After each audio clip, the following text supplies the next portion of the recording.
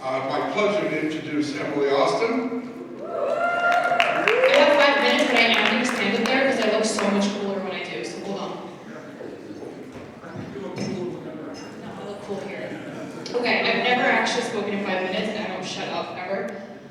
I'm just going to say, I don't know if Shaba's Kestenbaum is still here. We must be yin and yang, because he kept saying, I'm a nerd, I'm a great student, I write research papers. I will tell you, if anyone knows me, probably wouldn't have expected this.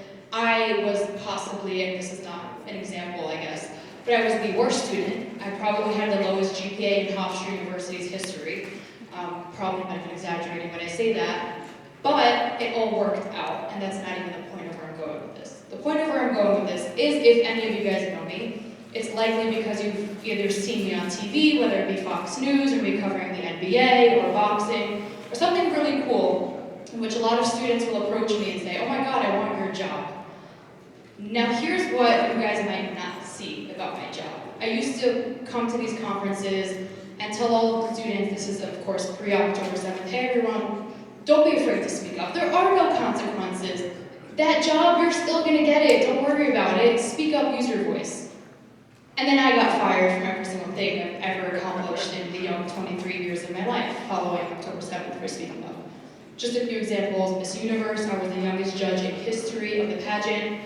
They did not like my Israel advocacy. They told me I supported a genocide. They fired me. Bloomingdale's fired me. Puma dropped me. And I was unemployed for 7 months after spending years in journalism school trying to get my dream job. Now, there's a cheesy saying, when one door closes, the rest of them open. Here's a story about persistence. If you want to hear a story about why it's our fault that we're in the predicament we're in, that's for tonight's dinner speech.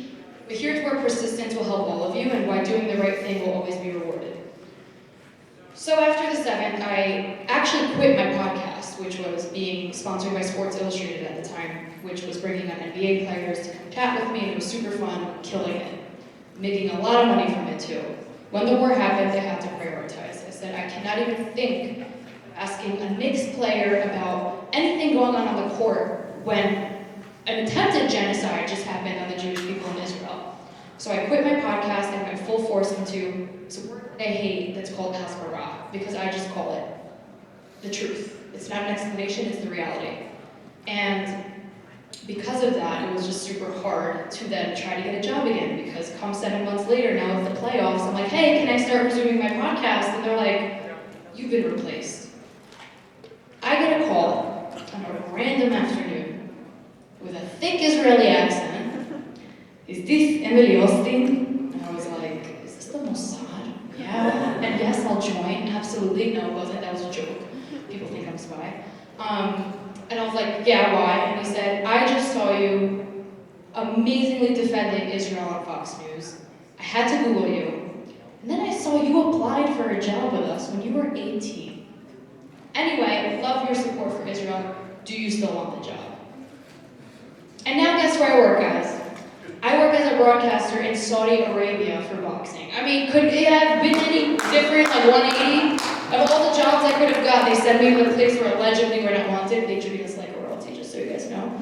And the point is, I genuinely believe that if we do right, and we do what we know is the right thing to do, which is to speak up, we will be rewarded for it. And it goes back to the cheesy point, when one door closes, a better door will open. It's happened to me, it's happened to everyone I know who's spoken up.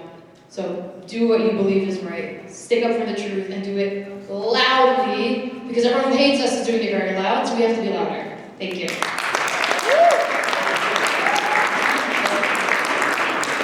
And I'll see you guys at the Summer API conference. Woo!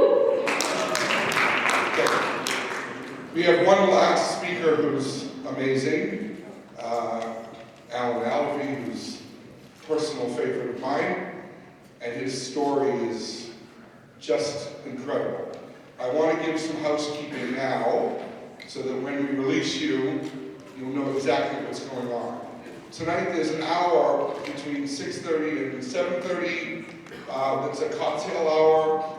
You'll have plenty of time to go back upstairs to get dressed in very nice clothes for tonight's event, and then for the dinner.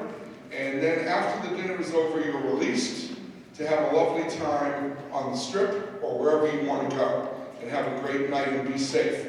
Tomorrow morning there's breakfast up until 10 o'clock. Now this is very important. Breakfast up until 10 o'clock. Between 10 and 11, you go back up to your rooms, pack, shower, do whatever you want to do. At 11 o'clock, mandatory, 11 o'clock, we are back in the room, this room, Marcelo room, from 11 to 11:30. And then we're going to be released for the buses or planes, whatever you have.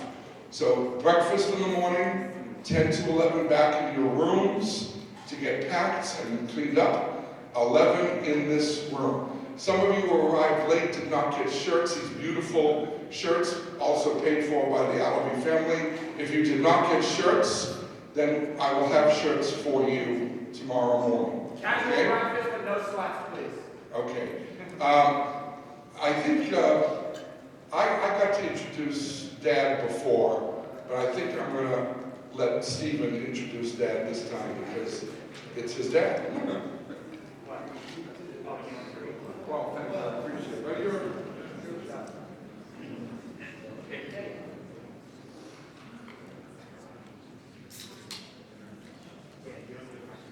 one of the things I love about my father is that he is not only a father to my 3 siblings and myself, his 27 grandkids and 15 great-grandkids, but he has also taken on to be a role model for students everywhere. And what he cares about most is that the Jewish people survive, thrive, and flourish. He grew up in a housing project. He was not sure where next meals were coming from because in the early days, there wasn't really a lot of opportunity for Jews or even anyone else. But he rose with determination, with fierce focus and discipline, and has built one of the largest real estate companies in the country. He's one of the top 50 owners of apartments and shopping centers and manufactured housing communities. And his goal was to provide housing for those who could not afford housing for themselves, because when he was a young kid, they could not afford housing. When October 7th broke out,